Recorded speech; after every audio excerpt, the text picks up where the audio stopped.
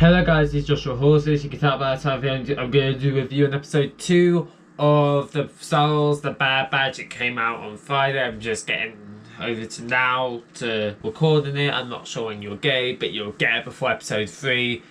Overall, it's a fine episode. This was a much more toned down, more childish episode, which I'm not particularly a big fan of. But I can understand it's a kid's show. But I did like how it kind of establishes the immediate aftermaths of the Republic becoming the Empire, and just how it affects stuff, and how they slowly turned it into a dictatorship, which is smart because you can't. The dictatorship where it didn't just come like that. It was like a slow, like it is in all dictatorships. It slowly becomes that. They don't shove on them, otherwise the people are gonna notice it. So.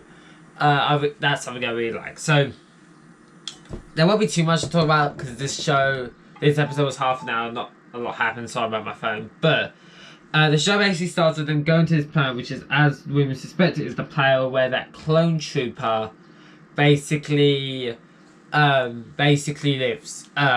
When that defected from the clones to raise it and ended up raising a family. I have a question. Maybe they answered it in the Clone Wars, but it was only in one episode, so I can't remember. But did he not execute Order 66? Did he remove the inhibitor chip?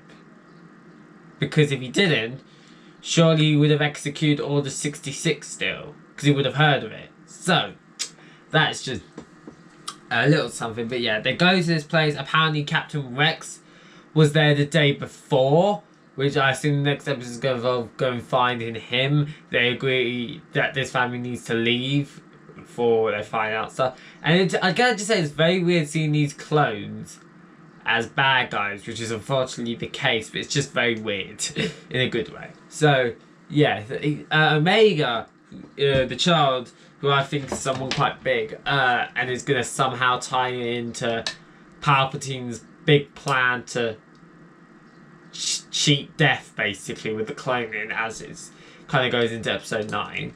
I have a feeling this is going to have something to do with it, but I did like how you can see how isolated from the rest of the world she was, because she does not even know what dirt is. Like, and this is a eye-opening experience for her. She gets to play with the kids, and the ball fell into this like wired fence. She went to go and get it when she was attacked by a creature before she was saved, and this kind of led to where Hunter is and where the family is and the differences.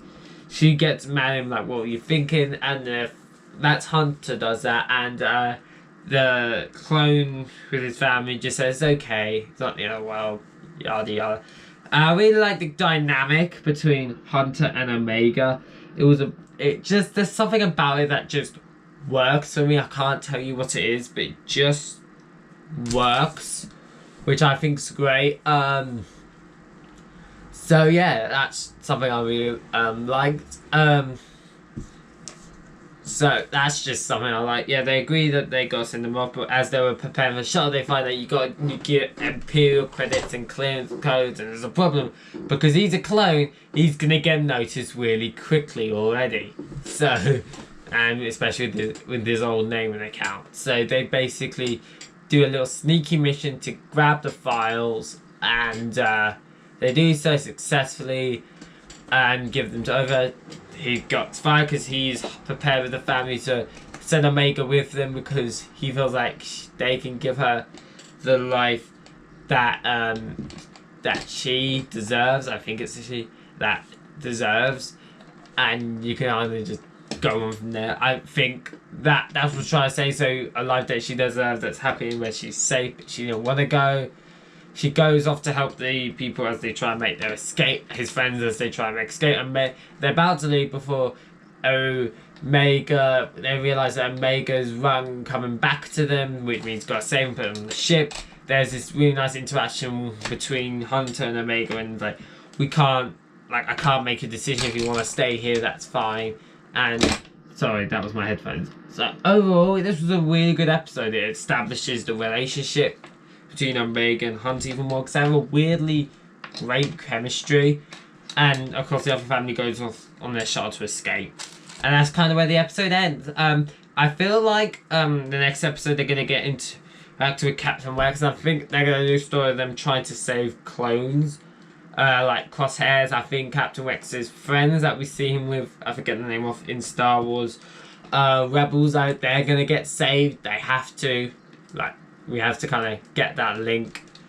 So overall, this was a fine episode. Not necessarily my kind of episode, but I like the fact that they're showing the effects of the Empire being reformed and just the slow adding of a dictatorship, and they just add things for peace and prosperity, but it's actually like becoming a dictatorship. So overall, these are my thoughts on the episode. Overall, it was a really good episode. I hope you enjoyed this video. If you did, don't forget to like the video, subscribe to the channel, and get turn notifications. Never miss a video. I'll see you all in the next one. Bye, guys.